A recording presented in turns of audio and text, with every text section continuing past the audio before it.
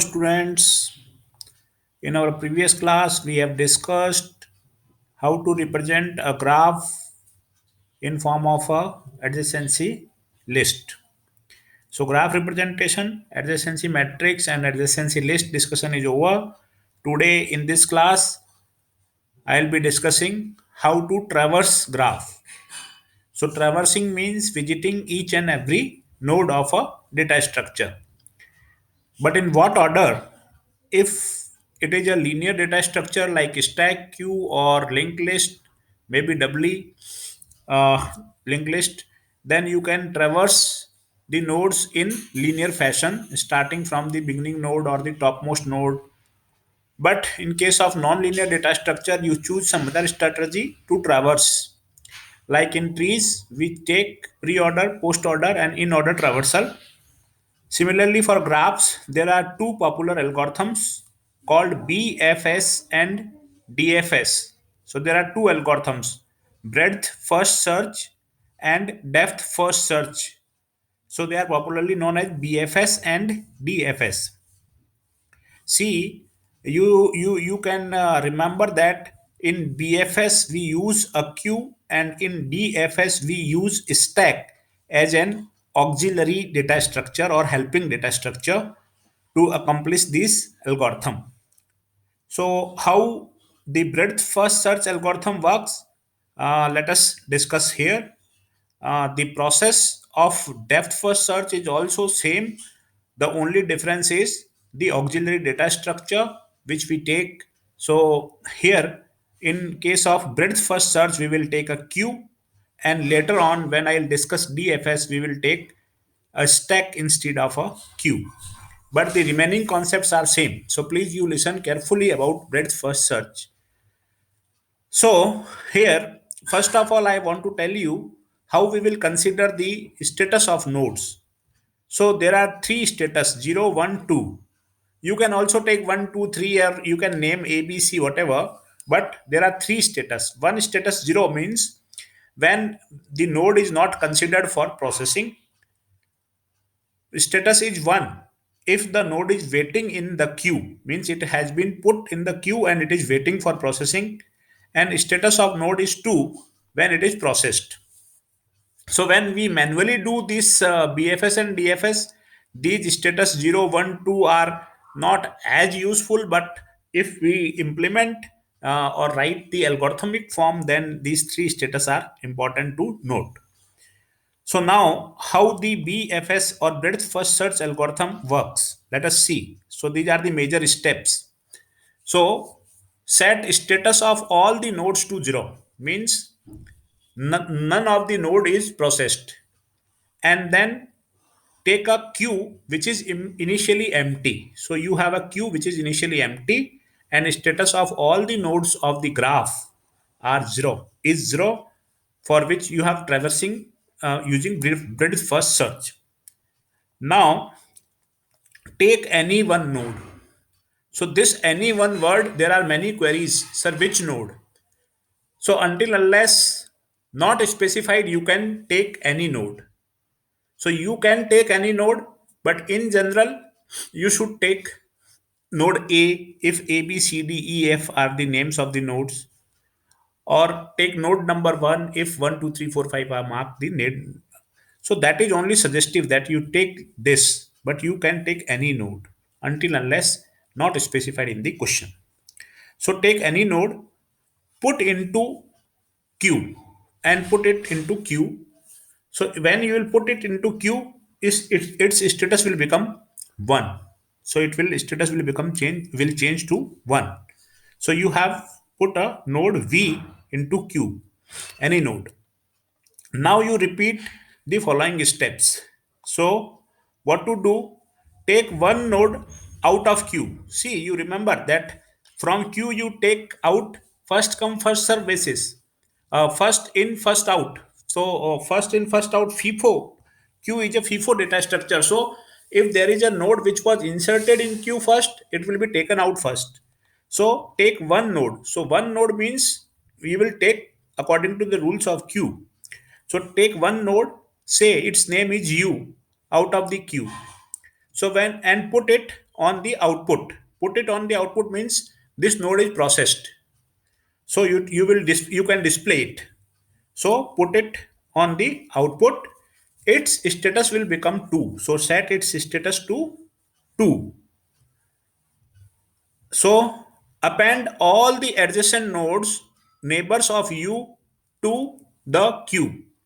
Now you have processed u, so you have removed it from queue. Now your work is that append means insert into the queue all the neighbors of u. U is the node which you have taken out. So all the neighbors of it into the queue having status s equals to 0 means those already in queue you will not repeat them, and those already processed you will also not repeat them, but those having status 0 means not processed, so those nodes will be added to the queue. So this work you will keep repeatedly. What work?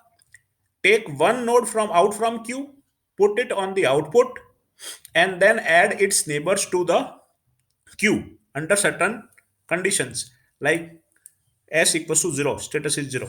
So those can be added. Now stop when queue is empty, otherwise keep doing this step 3. So you will repeat it again and again. So this process is very easy and you can do it very easily manually if you practice for one or two examples. So I'm taking this example. I have a graph like this. So what I do, I say that initially status of all the nodes is 0 and my queue is empty. Now what I do, I start from say node A. So I put this node A into this queue and status of A is now 1. So we are now ready to repeat the steps. And what to repeat? It's very easy. Take one node out of queue. So I take A out of queue. My output becomes A. Output initially was empty, but now it becomes A. Status of A changed to 2. And now adjacent of A having status 0. So B and C, these will be inserted into queue. So you can ask that which node to put first, B or C? Any. You can put any. And according to that, answer may also differ. But you don't worry about that. You put any in Q, B, and C. You need to put both, but in any order. So what I have done here, I have put B and C in Q. Because I have put them in Q, their status now is 1. See, this status is useful when we will insert new nodes in queue. So A is status 2, B and C has 1. So ABC will not now considered, only other nodes will be considered. So after this, you repeat this step. Take one node out of queue. So B will be come out and you put it on output.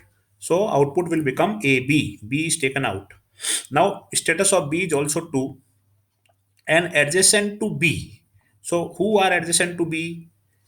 A, C and D. So status of D is 0 yet. A already processed, B is also processed, C is in queue. So you put only D in queue. So after this step, I have put D in queue. Because A, C, D were this, but these are the already in queue or processed. So D is in queue. So now queue will look like this. And status of D is now 1. What will happen now? I will take C out of it, Q, and will put it on output. So C is taken out and the output will become A, B, C. And adjacent to C are A, B, and E. So out of which A, B already we have done something with them. So they are processed or in Q. So E we will put in Q. After that we will take D out. Status of D will become 2. The neighbors of D are B, E, F. So you can see in this diagram, neighbors are B, E, and F of D. So this F will go inside the Q. After that, you will pick E out and will put it on output, and later on you will pick F out and will put it on output. So your output finally will become A, B, C, D, E, and F also, because F will also be taken out. Here I have not mentioned it. I have forgot it to write it. So f will also be taken out, and then q will become empty. So when q becomes empty, you stop. Your algorithm is over. So the output is a b c d e and f. You please add here f. So final f. Okay, I have mentioned here. Take e out is step this step, and then take f out. So this is the final output. Okay, I mentioned it. So in this manner, you can traverse using breadth first search. So in this, you just putting nodes in queue and taking them out. How to put and how to take out, that only you need to practice. Like when you take one node out, its neighbors are kept pushed. They are inserted into queue in any order, but the neighbors, those are not already processed, or those which are not already in queue. So in that manner, you can do the BFS traversing easily. Now, traversal answer or output may differ depending upon from where you start and when two or more nodes are to be added in queue, in what order they are added. So the answer may differ. And if answer differs, you don't worry about it. If your process is okay, then your output will be considered right. Say in above example, when BC were added to Q, here order matters. We could add CB also, so that would have generated a different result, but that would be a right answer.